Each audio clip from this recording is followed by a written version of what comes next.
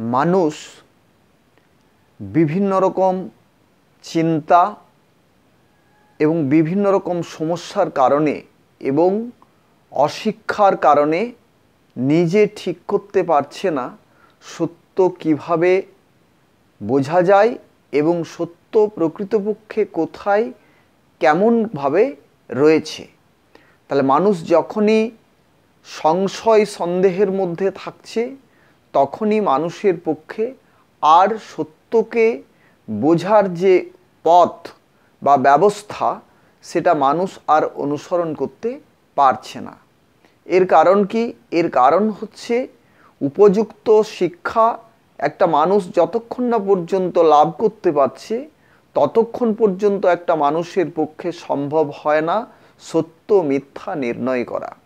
তাহলে মানুষকে প্রথমে যদি ভালো হতে সে চেষ্টা করে বা জ্ঞান লাভের চেষ্টা করে বা শুদ্ধ হওয়ার চেষ্টা করে তাহলে তাকে কি করতে হবে? তাহলে মানুষের প্রথম যে করণীয় সেটা হচ্ছে নিজের সম্পর্কে সঠিক ধারণা আনা।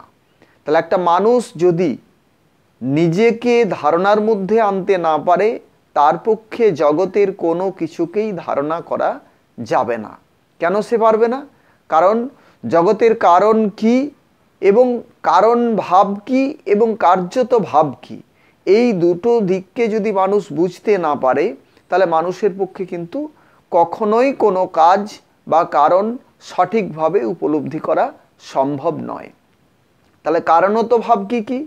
জগতের কারণত ভাব হচ্ছে প্রকৃতি, জীব, ঈশ্বর। তাহলে জগতের কারণ হচ্ছে তিন।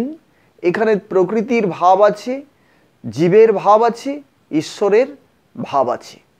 তাহলে কিভাবে আছে এটা? এই ভাবটা যখন আমরা ধারণা করতে চাইব বা বুঝতে চাইব তাহলে কারণত ভাব অনাদি অনন্তকাল ধরে একই রয়েছে। কার্যত ভাব সেটা কিভাবে আমরা উপলব্ধি করব? কার্যত ভাবটা কি? কার্যত ভাব হবে সৃষ্টি ক্রমযুক্ত। সেখানে সৃষ্টির ক্রম ছিন্ন হয়ে গেলে কার্যত ভাব আর ধারণার মধ্যে আসবে না এবং গুণ কর্ম মিলিত উপলব্ধি বিশেষ।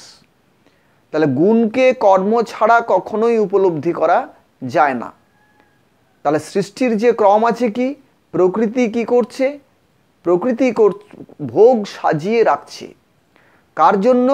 জীবের জন্য। তাহলে কার্যত ভাব প্রকাশ হচ্ছে কোথায়? প্রাকৃত ক্ষেত্রে। এবং সেখানে কে কে রয়েছে? সেখানে ভোক্তা রয়েছে, নিয়ন্তা রয়েছে। এই ভোক্তা রয়েছে সূক্ষ্মভাবে, নিয়ন্তা রয়েছে কারণভাবে। তাহলে যখনই এই সূক্ষ্ম এবং কারণ এই দুটোকে নিয়েই যত সমস্যা, যত সংশয়, যত সন্দেহ, কারণ এগুলো অদৃশ্য। প্রকৃতির যে কার্যক্ষেত্র সেটা কিন্তু দৃশ্যমান, সেটা সহজেই বোঝা যায়।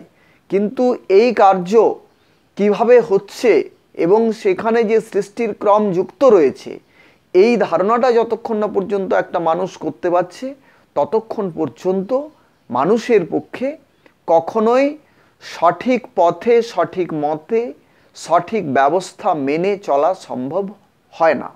তাহলে মানুষ প্রথম সে কি করবে? প্রথম সে নিজেকে বুঝবে। নিজে যতক্ষণ না পর্যন্ত বোঝার চেষ্টা করছে নিজেকে ততক্ষণ পর্যন্ত তার কোনো কিছুই বোধের মধ্যে আসে না।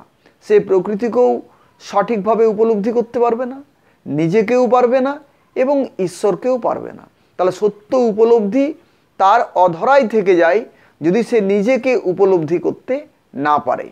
তাহলে একটা মানুষ যতক্ষণ পর্যন্ত নিজেকে উপলব্ধি না করছে ততক্ষণ পর্যন্ত মানুষ কি করবে? মানুষের উচিত সে তার জন্য যত্নশীল হবে, যত্নবান হবে, সচেষ্ট হবে এবং সঠিক পদ্ধতি মেনে। তাহলে একটা মানুষ যদি ইন্দ্রিয়ের দ্বারা নিজেকে বুঝতে চায় ও পারবে না, যদি মনের দ্বারা নিজেকে বুঝতে চায় ও পারবে না। যদি মানুষ সূক্ষ্মে যতক্ষণ না পর্যন্ত পৌঁছতে পারছে বা সূক্ষ্ম ভূমিতে পৌঁছতে পারছে ততক্ষণ পর্যন্ত তার আত্মদর্শন সম্ভব হয় না। কেন? কারণ মানুষ আমি বলতে কি বোঝায় যতক্ষণ না পর্যন্ত সেটা ধারণায় আনতে পারছি আমি হচ্ছে আত্মা, তাহলে আত্মা সূক্ষ্ম, তাহলে সূক্ষ্মকে বুঝতে হয় সূক্ষ্মের ভূমিতে গিয়ে। ঠিক একইভাবে কারণকে বুঝতে হয় কারণের ভূমিতে গিয়ে। যতক্ষণ না পর্যন্ত এই সূক্ষ্ম ভূমি সম্পর্কে মানুষের ধারণা আসছে ততক্ষণ পর্যন্ত আত্মপরিচিতি সম্ভব হয় না। মানুষ যদি ইন্দ্রিয় দিয়ে নিজেকে বুঝতে চায় কখনোই পারবে না। ইন্দ্রিয়, মন এগুলো সহায়ক, স্থূল শরীর আত্মবোধ লাভের সহায়ক, সুসম্পর্ক যুক্ত, সৃষ্টির ক্রমেই যুক্ত রয়েছে। তাহলে এই যে সৃষ্টি ক্রমযুক্ত গুণ কর্ম, সেখানে কি থাকবে? কর্ম এবং গুণের সম্মিলিত বা যুক্ত যে বোধ বা উপলব্ধি বা অনুভূতি, সেটা সেখানে থাকতে হবে, তবেই কার্যত ভাবকে বোঝা যাবে। তাহলে আমরা যখনই আত্মবোধে সচেষ্ট হব বা নিজেকে বোঝার চেষ্টা করব, তখন প্রকৃতিকে বোঝা আমাদের পক্ষে সহজ হবে, নিজেকে বোঝা সহজ হবে এবং পরমাত্মাকে বোঝাও সহজ হবে। তাহলে একটা জীবের গতি যে ত্রিবিধ রয়েছে, তিন দিকে রয়েছে, এই ত্রিগতি ত্রিবোধ ছাড়া সঠিকভাবে লাভ করা যায় না। তাহলে আমরা যখনই বিভিন্ন রকম সংস্পর্শ, বিভিন্ন রকম ধারণা, বিভিন্ন রকম শিক্ষা, সমস্ত ক্ষেত্রেই যখন আমরা লাভের চেষ্টা করছি, তখনই আমাদের বিভ্রান্তি বা গোল পাকিয়ে যাচ্ছে। কেন? কারণ এককে ভিন্নভাবে যখনই ভাবছি তখনই আমাদের মধ্যে সংশয় সন্দেহ বেড়ে চলেছে। আমরা এক ভাবব, আমি একা, আমাকে নিজেকে বুঝতে হবে যে আমি কিভাবে নিরোগ জীবনযাপন করব, সুস্থ জীবনযাপন করব, কিভাবে আমি সুখ লাভ করব। আমি নিজে সিদ্ধান্ত নেব যে কিভাবে আমি নিজেকে চিনব, আত্মপরিচিতি লাভ করব। যদি আমি আত্মপরিচিতি লাভ করতে পারি তাহলে আমার উপকার কি হবে? আমার সম্প্রীতি আসবে, পৃথিবীর সব জীবের সঙ্গে আমার যে আত্মীয়তা রয়েছে এই আত্মীয় ভাবকে আমি উপলব্ধি করতে পারবো। আর কি? পরমাত্ম ভাব, কার নিয়ন্ত্রণে আছি, এই জগতের স্রষ্টা কে, এই ভোগ জগতের সমস্ত ভোগ্যবস্তু কে প্রেরণ করেছে। তাহলে এইগুলো যখন আমরা ধারণা করতে চাইব তখনই আমরা কারণত ভাবকে বুঝতে পারবো এবং তখনই ঈশ্বরের যে গুণ, সেই গুণকে আমরা উপলব্ধি করতে পারবো। এবং এই সমস্ত কিছুর উপলব্ধি সম্ভব সঠিক কর্মের দ্বারা।